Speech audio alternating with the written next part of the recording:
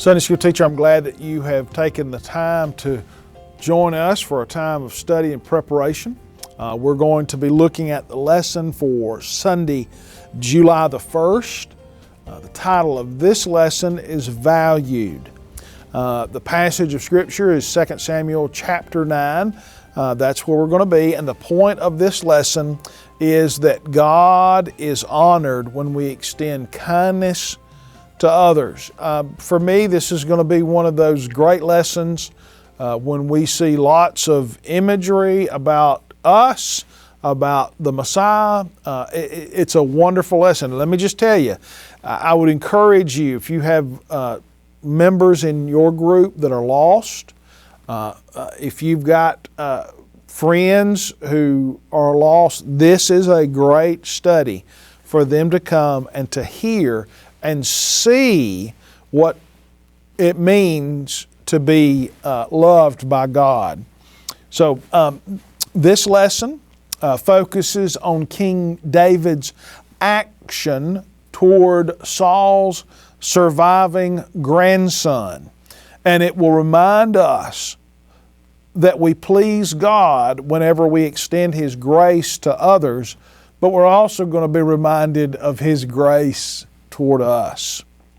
Having defeated Israel's surrounding enemies, David solidified his relationship with the Israelites who had been loyal to King Saul.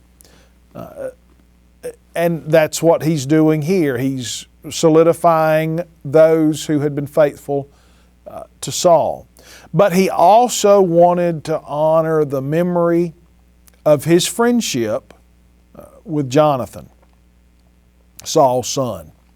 And so we're going to meet Saul's grandson, Jonathan's son. So let's look at verses 1 through 5 of chapter 9. David asked, "Is there anyone remaining from the family of Saul?" In other words, we're not talking about his tribe. We're talking about his kids, his grandkids. Is there anyone remaining from the family of Saul so I can show kindness for Jonathan's sake? There was a servant of Saul's family named Ziba. They summoned him to David, and the king said to him, "Are you Ziba?" or Ziba? "I am your servant," he replied.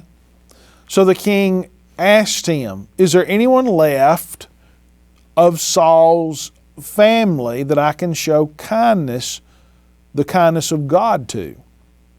Ziba or Ziba said to the king, "There is still Jonathan's son who is injured in both feet." King asked him, "Where is he?" And Ziba answered the king, "You'll find him in Lodebar at the house of Machir, son of Ammiel."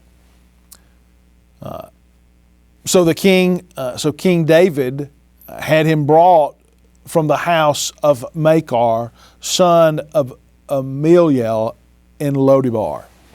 So here we've got King David searching to locate the surviving members of Saul's family, and he did this because he wanted to show kindness. And it's important, and I've put these in your notes, David has never wavered in his respect for Saul, even after Saul's death.